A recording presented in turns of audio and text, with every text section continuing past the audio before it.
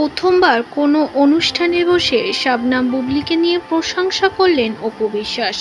একটা সময় যখন জয়কে নিয়ে সংবাদ মাধ্যমের সামনে এসেছিল অপু বিশ্বাস, সকলের সামনে ছোট্ট বাচ্চা কোলে নিয়ে কাঁদতে কাঁদতে জানিয়েছিল তার ব্যক্তিগত পরিচয়, যেটা আড়ালে ছিল ৮ বছর।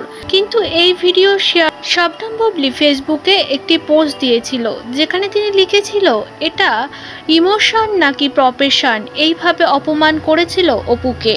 কিন্তু অপু এবার একটি নিউজ চ্যানেলে এসে এই বিষয়টি তুলে ধরে এবং তিনি জানায় সে সময় তিনি একজন মেয়ে ছিল, আজ তিনি একজন মা। আমি এভাবে কাউকেই বলবো না, আমি একজন মা, আমি জানি আর একজন মায়ের কষ্ট।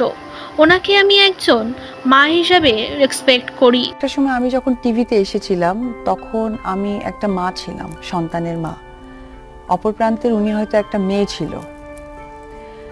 তো তখন উনি কিন্তু একটা স্ট্যাটাসও দিয়েছিল এরকম যে এটা আমি না, এখন আমার ফ্যান ফলোয়ার বা সোশ্যাল মিডিয়াতে সবাই এটা অনেকে শেয়ার ফটো এখন মানে এটা প্রতিবাদও বলতে পারো বা ওটাকে আবার কি বলে নক দিয়ে দেয় যে ইটস এ প্রফেশনাল না ইমোশনাল।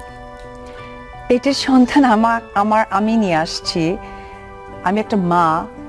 কেউ কারো নিজের সন্তানকে নিয়ে প্রফেশনাল চোখের পানি আনে বলো? মানে যদিও আমি একটা সিনেমার প্রমোশনে আসছি, প্রশ্নের খাতিরে আমারই প্রশ্ন উল্টো যে একটা মা 10 মাস পেটে রেখে সে তার বাচ্চাকে প্রফেশনালি আনে।